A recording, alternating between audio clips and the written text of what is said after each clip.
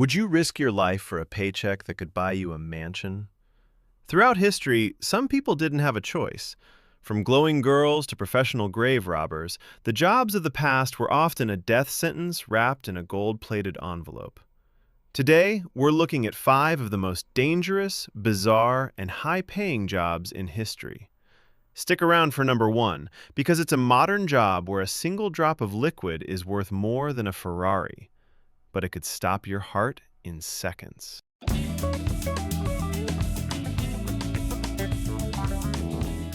Before your iPhone had a snooze button, there was the knocker-upper.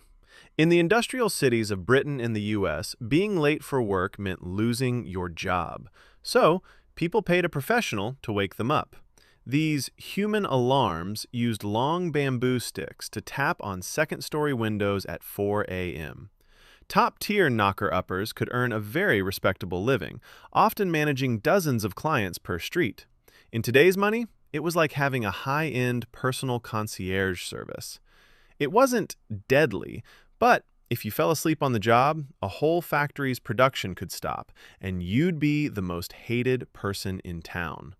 The best of the best made about $3,000 a month for an hour of work.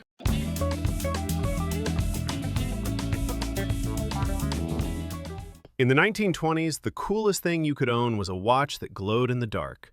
To make them, factories hired young women to paint dials with a miracle substance, radium. The girls were told it was safe. They were even encouraged to point their brushes with their tongues to get a sharp line. They became known as the Ghost Girls because their clothes, hair, and even their teeth glowed at night. They were paid significantly more than average factory workers, but the cost was horrific.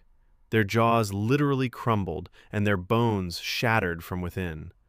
This job didn't just pay a fortune, it sparked the first major labor rights movement in U.S. history.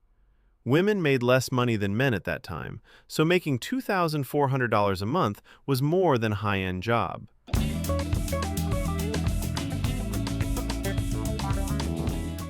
In the 1800s, medical science was booming, but doctors had a problem. They needed bodies to study, and the law only allowed them to use executed criminals. Enter the resurrection men. These were professional grave robbers who would sneak into cemeteries at midnight, dig up the freshly buried, and sell them to medical schools. A single body could fetch the equivalent of $2,000 to $5,000 today. It was so lucrative that families started building mort safes, giant iron cages over graves to protect their loved ones. It was a high-stakes game of cat and mouse with the police and angry mobs.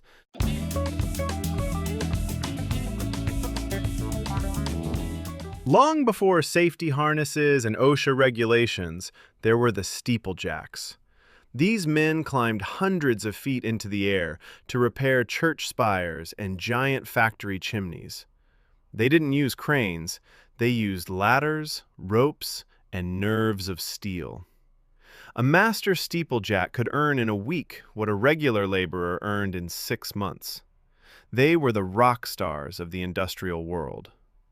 But one gust of wind or one loose brick meant a fall that no one survived. When people saw a steeplejack working, they would stop in the streets just to watch, knowing they were witnessing a man dancing with death for a pile of gold.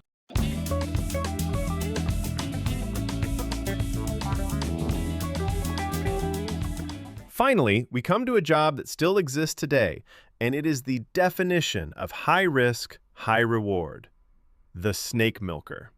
Their job? To grab some of the world's most venomous snakes, like the king cobra or the black mamba, and force them to bite a jar to collect their venom. Why? Because that venom is used to create life-saving anti-venom. Snake venom is one of the most expensive liquids on Earth. A single gram of certain venoms can cost over $4,000. Some specialized venoms used in cancer research can reach $150,000 per gram. You can make a fortune, but you're always one split-second mistake away from a lethal dose. It's the ultimate high-stakes office job. Would you take any of these jobs for the money? Or is your life worth more than a gram of liquid gold? Let me know in the comments which job shocked you the most. And if you want to see more weird history and insane facts, hit that subscribe button. We're building a community of the curious, and I'd love to have you on board. Thanks for watching.